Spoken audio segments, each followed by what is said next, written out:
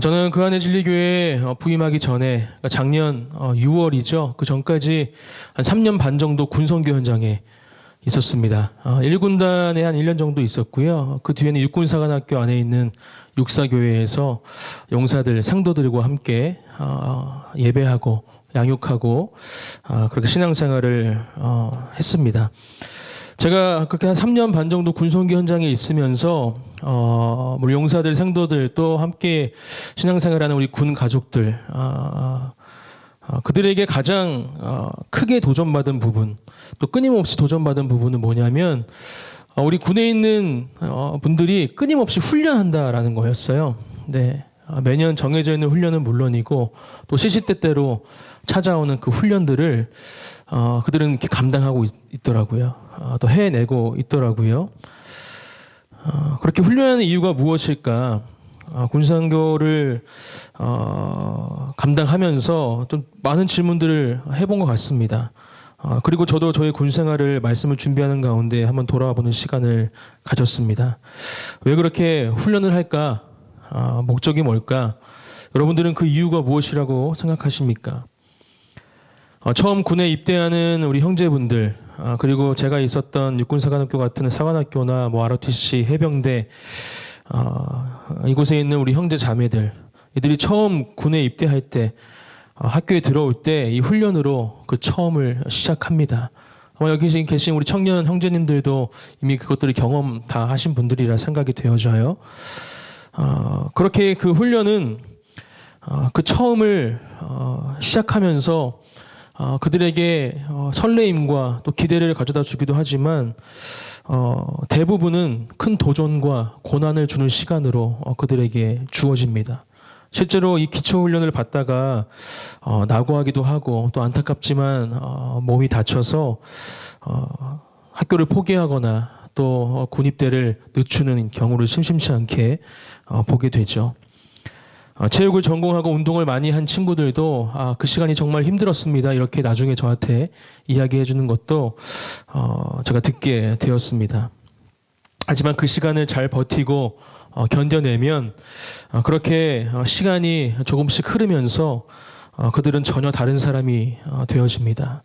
정신력, 육체가 강해지고 단단해지고 자신의 주특기를 익혀가면서 또 그렇게 장교의 과정을 밟아가면서 이들은 군에 필요한 사람, 꼭 있어야 하는 사람들로 바뀌어 가는 것이죠. 저는 그렇게 변해가는 형제 자매들을 보면서 또 이렇게 말씀을 준비하면서 다시 한번 이 훈련이라는 것이 왜 중요한지 깨닫는 시간들을 가지게 되었습니다. 그리고 오늘 함께 허락되어진 주일 예배를 통해서 우리가 하나님 앞에 우리의 삶을 드리고 또 그렇게 하나님 안에 거하며 이 땅을 살아갈 때에도 이런 훈련이 필요하다라는 것을 여러분들과 함께 나누기를 원합니다. 특별히 오늘 말씀의 제목처럼 이 섬김 훈련, 저는 이 훈련이 가장 중요하다고 생각하는데요. 이 섬김 훈련을 함께 하나님 앞에 우리가 결단하고 그 훈련장으로 오늘 말씀을 통해 들어가기를 원합니다. 이 섬김의 훈련이 저와 여러분들의 삶의 시간 가운데 끊이지 않고 진행되어질 때, 그렇게 훈련되어질 때 하나님께서는 오늘 본문에서 예수님이 말씀하셨던 것처럼 내가 너희를 섬기기 위해 왔다. 그렇게 죽으러 왔다. 그것이 나의 말씀이 되어서 내가 경험되어져서 결국에는 나 또한 하나님의 그 사랑으로 예수님의 그 섬김을 경험한 자로서 이 땅과 하나님의 사람들을 섬길 수 있는 사람이 될 줄 믿습니다. 그런 사람들이 되시기를 축복합니다. 오늘 본문은 예수님의 제자였던 야고보와 요한이 예수님을 찾아오는 장면으로 시작합니다. 마태복음도 똑같은 본문이 있는데 거기에 보면 어머니랑 같이 오는 장면으로 거기는 기록이 되어 있어요. 어머니와 이 아들들이 예수님을 왜 찾아왔을까? 이유는 단순 명료합니다. 한마디로 이야기하면 예수님, 저희 아들들에게 자리 한 자리 주십시오. 제자들도 마찬가지예요. 네, 야고보와 요한도 예수님께 와서 예수님, 저희들에게 한 자리 주십시오. 한 명은 예수님 좌편에, 한 명은 우편에 좀 있고 싶습니다. 저는 예수님이 얼마나 황당하셨을까 이런 생각을 해보았습니다. 계속해서 예수님을 따라다니던 제자들, 예수님이 왜 이 땅에 왔는지, 내가 여길 뭐하러 왔는지 또 내가 하는 기적들과 이 이적들 놀라운 은혜들을 통해서 너희가 무엇을 보기 원하는지 말씀하시는 가운데에도 제자들은 계속 그거와는 상관없는 생각들을 하고 있으니까 예수님은 이 제자들을 향해서 어떤 마음을 가졌을까? 도대체 언제까지 내가 이 아이들에게 가르쳐야 내가 원하는 지경에까지 이룰 수 있을까? 이런 생각을 하시지 않았을까라는 생각을 해보게 되었습니다. 이미 제자들은요 9장 33절부터 35절에 마가복음이죠. 이와 관련된 다툼을 한 상태였습니다. 그 후에 예수님을 찾아온 게 바로 오늘 본문에서 나오는 이 어머니 두 제자였던 것이죠. 마가복음 9장 33절부터 35절 말씀을 제가 읽어드릴게요. 가버나움에 이르러 집에 계실새 제자들에게 물으시되 너희가 길에서 서로 토론한 것이 무엇이냐 하시되 그들이 잠잠하니 이는 길에서 서로 누가 크냐 하고 쟁론하였음이라. 예수께서 앉으사 12제자를 불러 이르시되 누구든지 첫째가 되고자 하면 못사람의 끝이 되며 못사람을 섬기는 자가 되어야 하리라 하시고, 이미 예수님이 제자들의 토론, 싸움이라 표현할 수도 있을 것 같아요. 누가 잘났냐, 누가 못났냐, 누가 더 예수님 곁에 있을 수 있냐, 높은 자리에 있을 수 있냐, 이런 이야기들을 하고 있었겠죠. 그러한 제자들의 터무니없는 이 다툼 속에서 분명히 예수님은 이미 가르쳐 주셨습니다. 그런데도 오늘 예수님의 두 제자들은 어머니는 찾아와서 다시 한번 그 이야기를 하고 있는 것이죠. 그리고 이러한 상황 속에서 예수님은 분명하게 다시 한번 가르침을 주십니다. 오늘 본문 42절부터 45절 말씀인데요. 예수께서 불러다가 이르시되 이방인의 집권자들이 그들을 임의로 주관하고 그 고관들이 그들에게 권세를 부리는 줄을 너희가 알거니와 너희 중에는 그렇지 않을지니 너희 중에 누구든지 크고자 하는 자는 너희를 섬기는 자가 되고 너희 중에 누구든지 으뜸이 되고자 하는 자는 모든 사람의 종이 되어야 하리라. 인자가 온 곳은 섬김을 받으려 함이 아니라 도리어 섬기려 하고 자기 목숨을 많은 사람의 대속물로 주려 함이니라. 예수님은 분명히 가르쳐주고 계십니다. 우리가 이 땅을 어떻게 살아가야 하는지 제자들에게 주시는 가르침을 통해서 우리들에게도 가르쳐주고 계시죠. 그리고 그것이 예수님이 이 땅에 오신 이유다라고 말씀해 주고 계십니다. 우리를 위해서 십자가에 못 박히시고 죽으신 이유가 바로 우리를 섬기시기 위해서 그렇게 하셨음을 예수님은 분명하게 말씀해 주고 계신 것입니다. 이 말씀을 묵상하면서 저는 다시 한번 그 구원의 은혜가 얼마나 놀라운 것인지 깨닫게 되었습니다. 온 우주 만물을 또 저와 여러분들을 하나님의 형상대로 창조하신 분이 그분의 독생자 아들 예수 그리스도를 이 땅에 보내시고 우리의 섬김을 오히려 받으시기에 합당하신 분께서 우리를 섬기시기 위해서 우리를 위해 죽으셨다. 이 얼마나 놀라운 은혜인 줄 모릅니다. 이 놀라운 은혜가 오늘 함께 이 말씀을 나누는 가운데 저와 여러분의 마음 가운데 충분히 또 충만히 깊이 누려지고 경험되어지기를 주님의 이름으로 축복합니다. 자, 이제 그럼 예수님을 닮아가고자 또 그렇게 예수님의 길을 따라가는 저와 여러분들, 예수님께서 말씀하신 그 섬김을 보이며 살아가야 합니다. 그렇게 세상과 이웃을 섬기면서 하나님의 사랑과 예수님의 복음을 전해야 하는 것이 바로 우리의 사명인 것입니다. 성경에 등장하는 몇 가지 장면을 통해서 우리가 어떻게 이 땅을 섬기며 살아가야 할지 살펴보기를 원합니다. 그리고 그것들을 훈련하면서 매일매일 기억하고 또 우리의 삶 가운데 나타내면서 자연스럽게 우리의 마음과 몸에서 나오는 지경에까지 다다르기를 소망합니다. 첫 번째 우리가 해야 할 섬김의 훈련은 바로 머뭇거리지 않는 훈련입니다. 우리는 우리가 살아가는 삶의 자리에서 분명히 섬김의 자리를, 순간들을, 그 섬김이 필요한 시간들을 만나게 됩니다. 여기서 중요한 것은 그 순간들을 만났을 때 우리는 머뭇거린다라는 것이죠. 내가 이거를 해야 할까? 이렇게 머뭇거리는 또 다른 이유는 아마 이 섬김이라는 것이 그렇게 섬김을 하지 않았을 때에도 특별한 문제가 생기지 않기 때문에 저는 주저하고 머뭇거리지 않을까라는 생각을 해보게 되었습니다.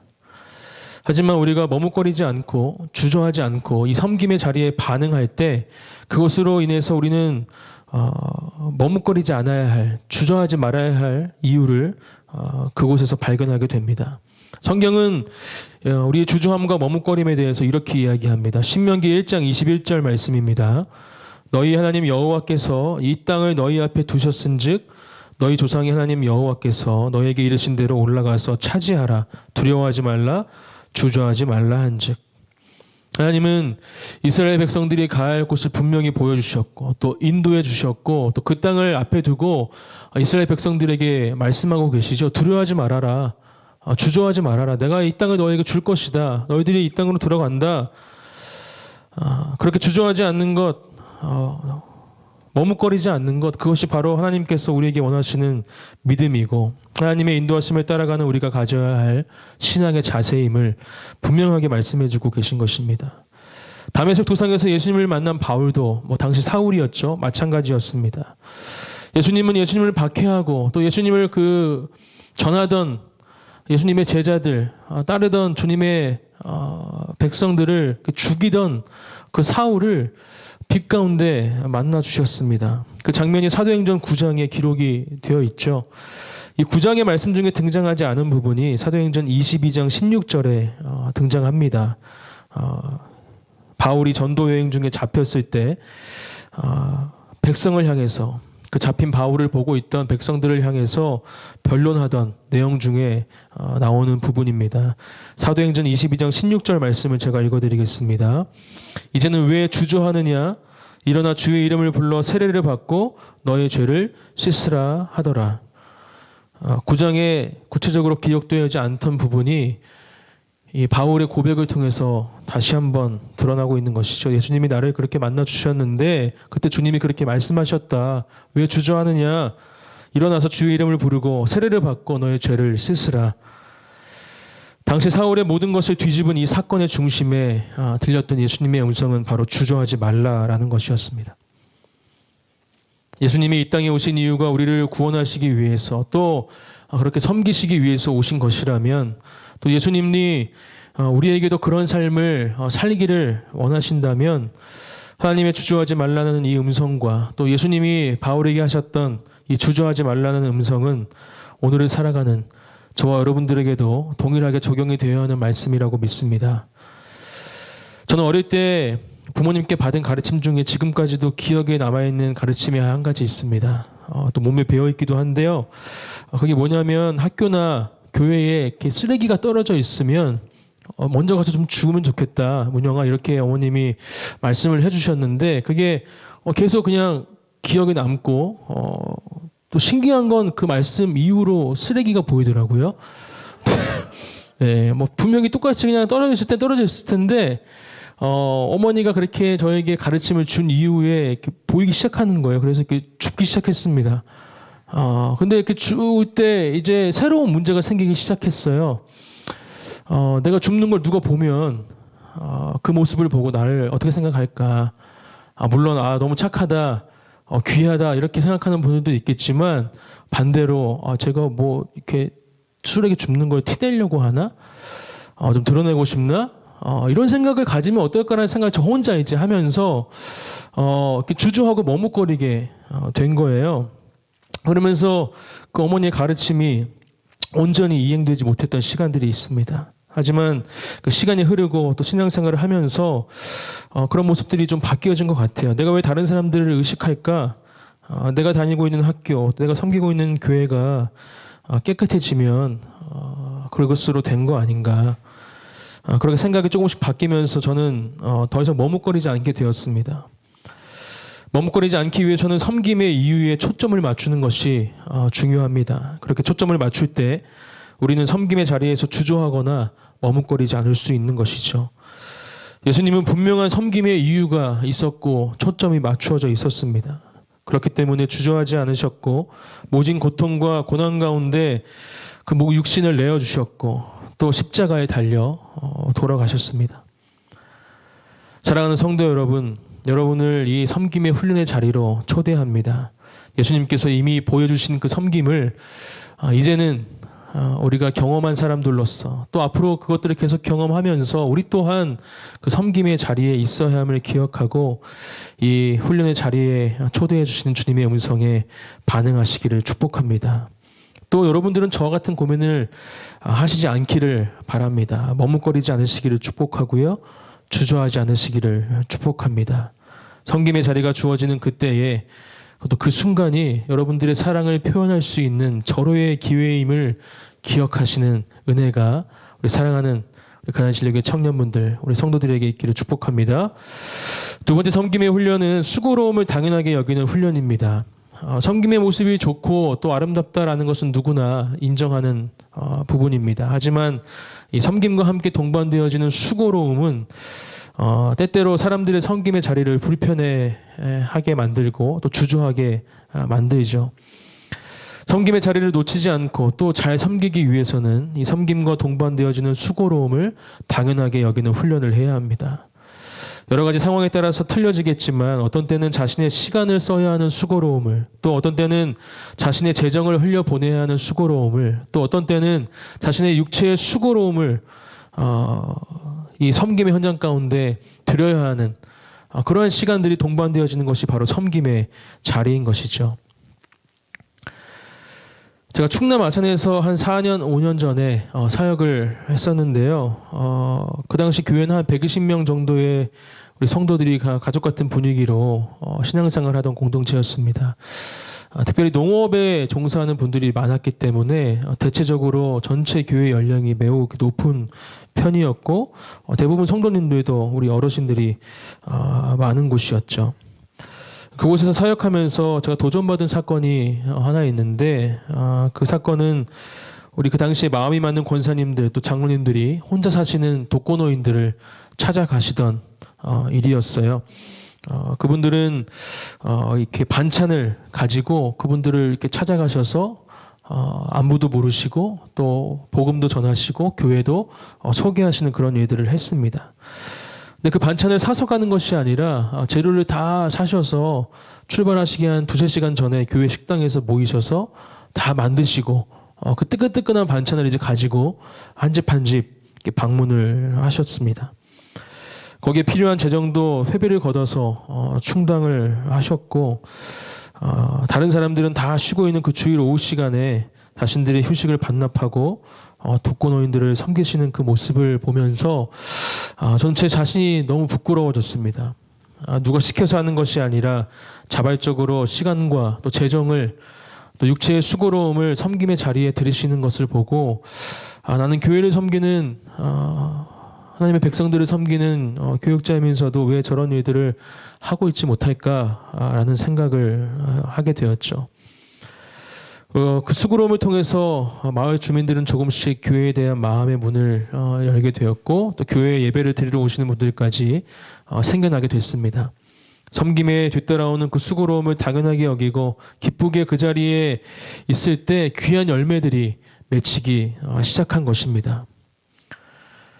성경에도 섬김의 뒤에 따라오는 수고로움을 당연하게 여기면서 그 섬김의 자리에 있는 한 사람이 등장합니다. 바로 창세기 24장에 나오는 아브라함의 아들 이삭의 아내를 찾으러 갔던 아브라함의 충성스러운 종입니다. 아브라함은 나이가 많이 들어서 움직일 수 없는 노인이 되었고 아들이었던 이 이삭의 아내를 구하기 위해서 계속해서 자기를 모시고 있었던 그 종을 부르게 되고요. 그에게 부탁하게 되죠. 자네가 나의 아들의 아내를 좀 찾아주게 이렇게 이야기하면서 먼 길을 떠나보내게 됩니다. 제가 이 내용을 공부하고 묵상하면서 놀란 것은 이 종이 이삭의 아내를 찾기 위해서 간 거리가 한 800km 정도 됩니다. 서울과 부산을 이렇게 왕복해야 측정이 되는 거리인데요. 그 당시에 뭐 이동수단도 도보였겠죠. 걸어서 또 낙타 10마리 정도를 데리고 갔고 그 낙타에 이삭의 아내를 찾으면 줄 선물까지 싣고 갔으니까 이 종이 감당했던 수고로움은 우리가 그냥 쉽게 상상할 정도의 수고로움이 아닌 겁니다. 누군가는 이렇게 물어볼 수 있습니다. 목사님, 그 사람은 종이잖아요. 주인이 시키면 그냥 뭐가 됐든지 간에 어떤 어려움이든지 간에 감당해야 될 사람 아닙니까? 이 질문 안에 저는 섬김의 수고로움이 당연해지는 이유가 있다고 생각합니다. 섬김의 수고로움이 당연해지려면 내가 섬길 섬김의 대상을 향한 그 마음이 바로 오늘 제가 방금 나눈 이 아브라함의 종이 가졌던 그런 마음이 되어야 합니다. 갈라디아서 5장 13절 말씀을 함께 읽겠습니다. 갈라디아서 5장 13절 말씀 시작. 형제들아 너희가 자유를 위하여 부르심을 입었으나 그러나 그 자유로 육체의 기회를 삼지 말고 오직 사랑으로 서로 종노릇하라. 여기서 서로 종노릇하다라의 의미는 종의 일을 하다라는 뜻을 가지고 있고 서로 섬기기 위해서 훈련할 것을 말해주고 있는 겁니다. 다른 번역본에는 보니까 이 문장을 사랑으로 서로 섬기십시오 이렇게 번역하고 있습니다. 어떤 훈련이든 특별히 오늘 함께 나누고 있는 이 섬김 훈련은 분명히 어려운 훈련입니다. 기쁨보다는 불편함을 받아들여야 할 때가 더 많이 있겠죠. 정해진 시간마다 때마다 훈련해야 하는 그 병사들, 용사들, 생도들 그들에게 훈련이라는 것이 쉬운 일일까요? 절대 그렇지 않을 겁니다. 이 섬김 훈련도 마찬가지입니다. 누군가의 종이 되어야 한다는 것은 우리에게 분명 익숙하지 않은 삶의 모습이기 때문에 이 종이 되는 훈련, 이 섬김 훈련은 더욱더 어려울 수밖에 없습니다. 요한복음 13장에는 예수님께서 제자들의 발을 씻기시는 모습을 기록해 놓고 있습니다. 베드로는 예수님의 자신의 발을 이렇게 씻기려 하시니까 주님, 제 발은 절대로 씻길 수 없습니다. 이러시면 안 돼요. 이렇게 거부하고 있죠. 왜냐하면 그 당시에 발을 씻기는 일은 예수님 같은 선생님이나 또 주인으로 모셨던 사람이 하는 것이 아니라 종들이 하는 일이었기 때문입니다. 예수님의 수제자였던 베드로에게도 이러한 예수님의 섬김은 이해할 수 없었고 또 감당할 수 없는 섬김이었던 것이죠. 그렇게 예수님은 이 제자들의 발을 씻기시는 이유를 분명하게 말씀해 주고 계십니다. 요한복음 13장 14절과 15절 말씀을 제가 읽어드릴게요. 너희가 나를 선생이라 또는 주라 하니 너희 말이 옳도다. 내가 그러하다. 내가 주와 또는 선생이 되어서 너희 발을 씻었으니 너희도 서로 발을 씻어주는 것이 옳으니라. 그렇습니다. 종이 아닌데 종의 자리에 가는 것이 얼마나 힘든 것인 줄을 예수님께서도 아셨고, 그래 베드로야 네 말이 맞다. 내가 네 말처럼 지금 내가 너의 발을 씻어줄 사람이 아니야. 그렇게 안 해도 돼.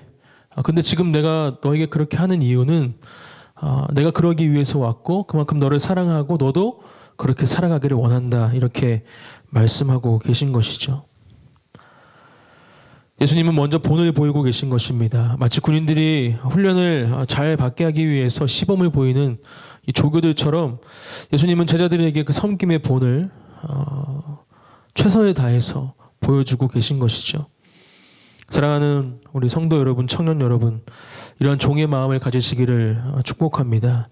그 마음이 우리 안에 생길 때 섬김으로 인해서 생기는 수고로움은 어려움이 아닌 당연함이 될 줄 믿습니다. 그리고 그 당연함이 우리의 섬김을 더욱더 섬김다운 모습으로 변화시켜 줄 또한 믿습니다. 그러한 변화를 경험하고 누리시는 한 분 한 분이 되시기를 축복합니다. 세 번째 섬김의 훈련은 긍휼과 사랑의 마음을 가지는 훈련입니다. 누가복음 10장 30절부터는 우리가 너무 잘 알고 있는 선한 사마리아인의 비유가 등장합니다. 한 율법교사가 예수님을 시험하려고 예수님을 찾아와서 이러한 질문을 하게 되죠. 주님, 선생님이요. 내가 어떻게 하면 영생을 얻겠습니까? 이런 질문을 하게 되고 예수님은 그래 네가 율법교사니까 성경에 대해서 잘 알고 있으니까 네가 아는 것을 한번 이야기해봐라 이렇게 되물으시죠. 그리고 대답합니다. 내 마음을 다하여 목숨을 다하며 힘을 다하며 뜻을 다하여 주 너의 하나님을 사랑하고 또한 내 이웃을 내 자신같이 사랑하라 하였나이다. 그리고 그렇게 살아라 이렇게 말씀하시는데 여기서 율법교사의 질문은 멈춰지지가 않아요. 한 번 더 주님께 묻습니다. 성경에는 자기를 옳게 보이려고 이렇게 했다 이렇게 써 있죠. 그 질문이 뭐냐면 내 이웃이 그럼 누굽니까 도대체 선생님? 내가 누구를 사랑해야 한다는 거죠? 이러한 질문에 예수님이 말씀해 주신 비유가 바로 선한 사마리아인의 비유입니다. 한 사람이 강도를 만나게 되고 죽을 지경으로 맞고 또 모든 것을 다 빼앗긴 상태에서 지금 길에 누워 있습니다. 이것을 본 세 사람, 제사장과 레위인 또 천한 사마리아인이 등장하는데 앞에 두 사람, 우리 제사장과 레위인은 피하여 지나갔다 이렇게 기록을 하고 있어요. 그 사람을 보고 뭐 두려움에 떨었을 수도 있고요. 어딘가 또 숨어 있을지 모르는 강도가 나에게도 올 수도 있다. 아니면 너무나도 이 고통 가운데 있는 사람을 내가 어떻게 해줄 수 없는 상황이기 때문에 그냥 그 자리를 피해서 지나갔을 수도 있습니다.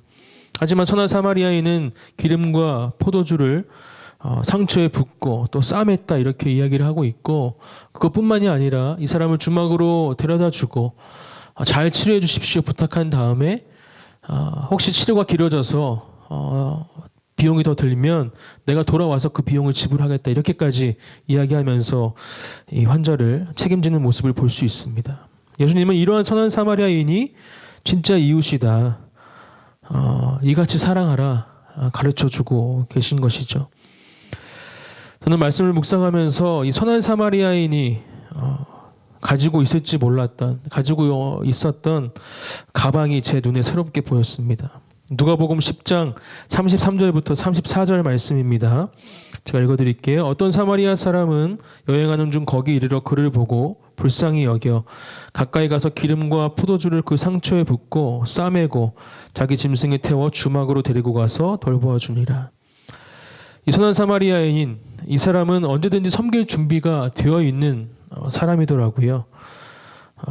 포도주며 기름이며 또 뭐 싸맸다고 하니까 붕대 같은 것도 아마 가지고 있던 가방에 가지고 있었지 않았을까 생각해 보게 됩니다.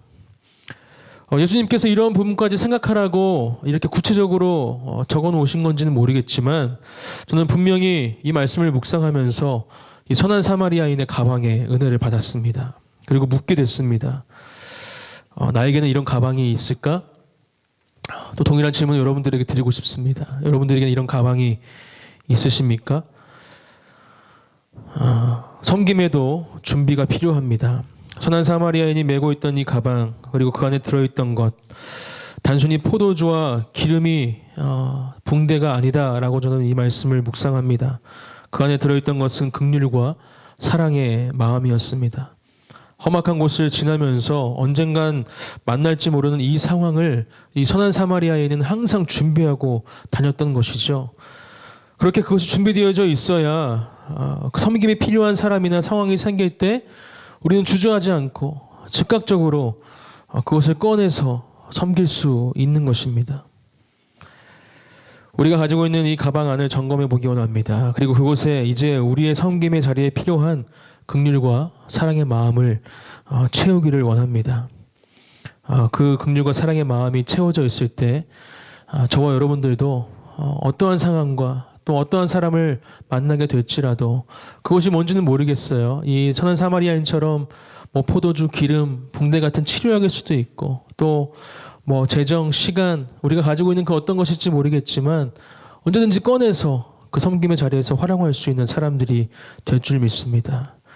그렇게 준비되어지는 한 분 한 분이 되시기를 축복합니다. 네 번째 섬김의 훈련은 이벤트가 아닌 라이프 스타일로 바꾸는 훈련인데요. 이 내용 보기 전에 우리 영상 하나를 함께 보고 계속해서 말씀을 나누겠습니다.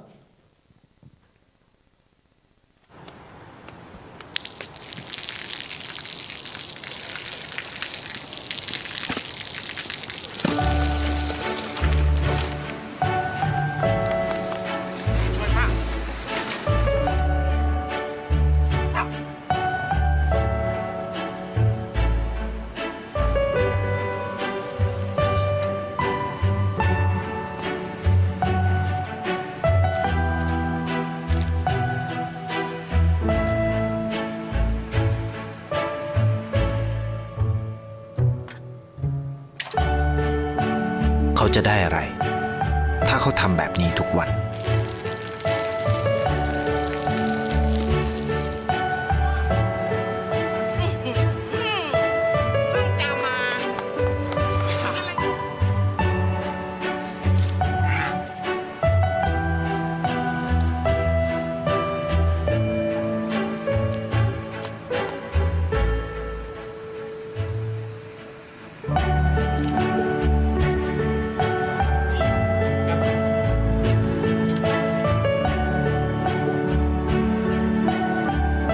เขาจะไม่ได้อะไรเลย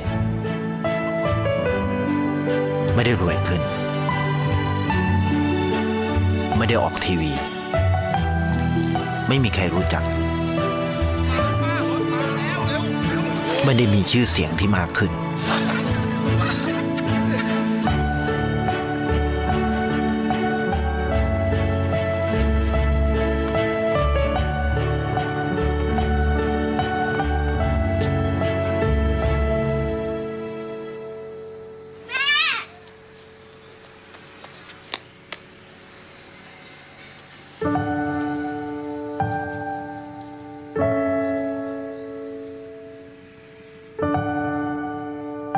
เพราะสิ่งที่เขาได้ คือได้แค่ความรู้สึก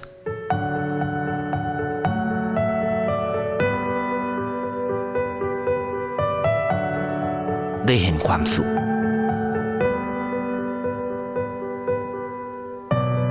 ได้เข้าใจ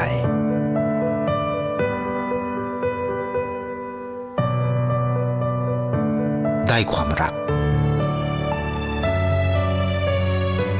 ได้ในสิ่งที่เงินซื้อไม่ได้ ได้โลกที่สวยงามกว่าเดิม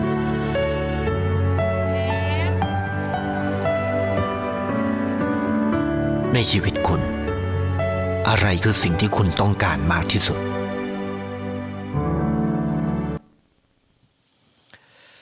네, 여러분 혹시 아버지 학교라는 학교를 알고 계세요?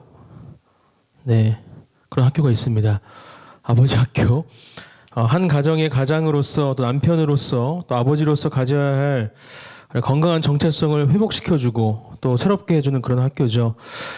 이 학교에 놀라운 타이틀이 있어요. 한번 들어보세요. 수료만 하면 무뚝뚝하고 표현 못했던 남편이 아내에게 사랑한다라고 고백하게 되고 자녀와 대화가 없던 아빠가 머리에 손을 얹고 기도해주는 아빠로 바뀌어지는 학교. 네, 믿어지십니까? 네, 6주의 시간을 보내면 이렇게 된답니다. 저도 처음에 이 타이틀을 보고 이게 진짜일까? 네, 우리 아버지도 갔다 오셨으면 이렇게 하셨을까? 네, 이런 생각을 해보게 됐어요. 그리고 실제로 몇 년 전에 아버지 학교를 경험할 수 있는 기회가 생겼는데 6주 정도 강의 또 여러 가지 순서로 이 아버지 학교가 진행이 되어집니다. 뭐 예식도 있고요. 이 학교의 수료식이 이제 하이라이트인데 아버지 학교로 이제 가족들, 특별히 아내를 초대해서 함께 식사하고 또 아내의 발을 씻겨주는 세족식 예식을 하는 게 이 수료식의 마지막 부분이었습니다. 제가 솔직히 아버지 학교를 참여하게 된 이유는 당시 이제 담임 목사님께서 좀 배우고 와라. 우리 교회에서 어떻게 좀 적용할 수 있을지 가서 직접 보고 뭐 우리 아버지들, 남성들 위한 사역들을 한번 이렇게 기획해봐라 이런 의미에서 저를 보내셨어요. 그래서 저는 아무런 감동과 느낌이 없이 거기에 참여했습니다. 근데 거기 오신 분들은요, 장모님이 막 사위를 보내고요, 물어보지도 않고 보내는 거예요. 예. 딸한테 막 엄마 나 힘들어 이런 소리 듣고서 그럼 여기 보내 이러고서 이제 돈 입금해 놓고 그냥 가라 그러라고. 그러니까 뭐 장모님이 가라는데 어떻게 안 가겠습니까? 그러니까 막 정말 이렇게 그 가정 가운데 회복이 일어나기를 원하고 치유되기를 원하는 사람들, 또 본인이 이렇게 느껴서 내가 더 이상은 안 되겠다. 내가 아빠로서 남편으로서 더 이상은 이렇게 살면 안 되겠다. 이런 사람들도 이렇게 오세요. 그러니까 이제 그런 분들이 모여 있는 곳에 저는 이제 그냥 뭐 여기를 배우러 가겠다 이렇게 갔으니까 분명한 차이가 있었겠죠. 하지만 이렇게 학교에 참여하고 한 주 한 주 이렇게 지나면서 제 마음에도 이렇게 변화가 생기기 시작했습니다. 정말 순서 가운데 가슴이 뭉클해지는 시간들도 있고 또 저를 돌아보게 하는 시간들도 있고 앞으로 저의 삶에 대한 기대감도 생기게 되고요. 그리고 아내와의 그 마지막 예식이 어떨까라는 기대감이 저에게도 이렇게 생기기 시작한 것 같아요. 생각해 보니까 아내랑 이제 2년 반 정도 연애를 했고 그 당시의 기준으로 따져봤을 때 한 9년 정도 지났을 때니까 결혼한 지 거의 한 12년이란 시간 동안 아내의 발을 이렇게 씻어준 적이 한 번도 없었습니다. 같은 조에 있던 다른 우리 남편들도 마찬가지였죠. 아내의 발을 씻겨준 경험이 있는 사람이 단 한 명도 없었어요. 또 그런 사람들만 모였는지 모르겠는데 그렇게 한 명도 없는 상태에서 같은 기대감을 가지고 이 수료식에 임했던 것 같습니다. 그렇게 마지막 날 우리 조원들의 가족들과 함께 식사를 마치고 드디어 이제 세족식 예식이 시작이 되었습니다. 스태프들의 인도함을 받아서 이제 미리 이동해 있던 아내가 있는 곳으로 이제 정말 이렇게 정성스럽게 이동할 수 있도록 도와주거든요. 한 걸음 한 걸음 이제 발걸음을 옮겼습니다. 팔에 이제 물을 닦아줄 수건을 이렇게 예쁘게 두르고 천천히 우리 인도함을 따라서 그곳으로 이동을 했죠. 가는 길에 놓여 있는 예쁜 초들이 제 마음을 좀 차분하게 해주고 예수님이 베푸셨던 세족식을 생각하면서 묵상하면서 그래 나도 이제 아내의 발을 씻겨주면서 예수님이 품으셨던 그 마음을 한번 품어보자. 더 많이 사랑해야겠다 이런 생각들을 하면서 이제 그곳으로 갔습니다. 어두운 방에 저희 아내가 이제 다른 조의 아내분들과 함께 앉아 있었고요. 저는 제 아내가 있는 의자 앞으로 갔고 인도자의 인도에 따라서 하나하나 차근차근 세족식 예식에 참여하게 됐습니다. 아내의 발을 씻겨주기 시작한 거죠. 무릎을 꿇고 아내의 양말을 이렇게 하나씩 벗겨주고 한 발 한 발 아내의 발을 씻겨줬습니다. 뭐 얼마 안 지나서 곳곳에서 흐느끼는 울음소리가 나더라고요. 뭐 그게 저는 지금도 감동의 눈물인지 분노의 눈물인지는 모르겠습니다. 이제서야 이런 걸 한다고 뭐 이러면서 막 이렇게 감정에 복받치셔서 아내분들이 우셨는지 정말 감동을 받아서 우셨는지 모르겠지만 네 물론 감동의 시간들이 더 많았겠죠. 그렇게 울음소리도 들리고 아내의 발을 이렇게 딱 만지니까 지금까지 내가 한 번도 이렇게 아내의 발을 만져보거나 씻겨준 적이 없는 게 너무 미안하더라고요. 그리고 더 집중해서 그 예식에 참여하면서 기도하는 시간들이 되었던 것 같습니다. 근데 그 순간 제 이렇게 팔꿈치에 살짝 껴놨던 아내 양말이 이렇게 물에 탁 빠졌어요. 그러면서 저와 제 아내가 웃음이 뻥 터졌거든요. 그 이제 양말이 물에 푹 들어가니까 다른 사람들은 감동의 눈물을 흘리면서 이렇게 어깨를 들썩이는데 저희는 웃음 참으면서 어깨를 들썩였습니다. 진짜 그 이제 양말 때문에 저희 둘은 정말 기억에 남는 예식이 되었는데 결국 아내는 추운 겨울날 맨발로 이제 집에 갔고요. 저 때문에 뭐 다른 아내분들은 이게 감동도 받고 이 시간이 참 좋다 이렇게 했는데 저한테는 뭐 역시 뭐 자기가 그렇지 뭐 이런 이제 결론을 맺게 된 예식이었는데요. 그렇게 웃지 못할 예식이 끝나고 집으로 돌아오면서 이런 대화를 나눈 것 같습니다. 섬겨보지 못한 사람은 섬김이 서툴 수밖에 없다. 섬기는 게 정말 쉽지 않구나. 이벤트처럼 행해지는 섬김은 뭔가 부족하다. 이런 대화를 함께 나눈 것 같아요. 우리가 방금 본 영상, 뭐 태국의 한 광고 영상인데 여기 나오는 한 남자가 보여주는 섬김은 분명히 다른 섬김의 모습입니다. 그냥 섬김이 삶이죠. 이벤트 같은 단순한 또 단발적인 섬김이 아니라 그의 삶 속에 이미 자리 잡고 있는 라이프 스타일로 자리 잡고 있는 것을 우리는 주목해야 합니다. 그렇게 섬김이 우리의 삶의 일부분이 될 때 자연스럽게 나오는 것이 될 때 여기서는 뭐 감동도 또 행복도 기쁨도 누릴 수 있다 이렇게 이야기를 하지만 우리가 주님 안에서 예수님의 그 섬김을 경험하고 누린 사람들로서 또 주님의 그 닮은 섬김을 베푸는 그 순간에는 비교할 수 없는 놀라운 은혜가 우리에게 허락되어질 줄 믿습니다. 그런 감격과 기쁨이 감사가 그런 행복이 우리에게 주어질 것이라 저는 믿음으로 고백하고 여러분들도 그런 시간들을 누리시기를 또한 축복합니다. 요한복음 13장 1절 말씀을 제가 읽어드릴게요. 6월절 바로 전에 예수님께서는 자신이 이 세상을 떠나서 아버지께로 돌아갈 때가 왔다는 것을 아셨습니다. 예수님께서는 세상에 있는 자기의 사람들을 사랑하시되 끝까지 사랑하셨습니다. 오늘 말씀이 뒷부분에 사랑이라는 단어를 오늘 우리가 함께 살펴본 섬김이라는 단어로 바꿔서 읽어보면 예수님께서는 세상에 있는 자기의 사람들을 섬기시되 끝까지 섬기셨습니다. 오늘 함께 읽었던 본문의 마지막 구절 45절 말씀이죠. 이것이 바로 예수님의 이 사랑을 직접 우리에게 말씀해주고 계시는 말씀이라 저는 생각합니다. 인자가 온 것은 섬김을 받으려 함이 아니라 도리어 섬기려 하고 자기 목숨을 많은 사람의 대속물로 주려 함이니라. 예수님은 주님이 말씀하신 그대로 우리를 향한 섬김과 사랑을 이 땅에서 보여주셨습니다. 예수님의 삶을 통해서 우리에게 충분히 보여주시고 경험케 하여 주셨죠. 섬김의 삶을 살아간다는 것은 그것을 내 삶 속에서 멈추지 않는 것임을 예수님은 가르쳐주고 계시고 우리는 그 가르침에 반응하고 우리 또한 그렇게 살아야 함을 이 시간 결단해야 합니다.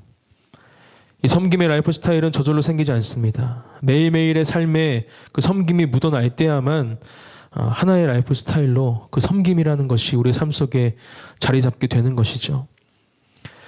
작은 섬김부터 시작해 보기를 원합니다. 그것이 우리의 삶의 모습을 바꿔줄 것입니다. 그렇게 예수님을 닮아가는 그 시간들을 통해서 우리가 그동안은 경험해보지 못했던 놀라운 시간들이 그 섬김의 자리를 통해서 주어질 것이라 저는 확신합니다. 우리 주변에 이미 우리의 섬김이 필요한 섬김의 자리는 또 사람들은 너무나 많이 있습니다.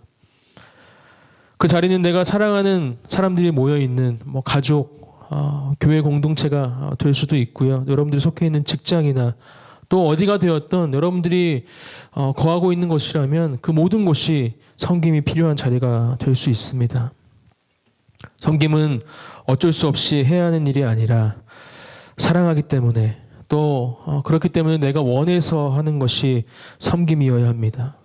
우리의 마음을 표현하는 사랑의 언어가 섬김인 것을 우리가 이 시간 분명히 기억하고 예수님께서 보여주신 그 섬김을 받았기 때문에 지금 우리가 여기에 있는 거잖아요.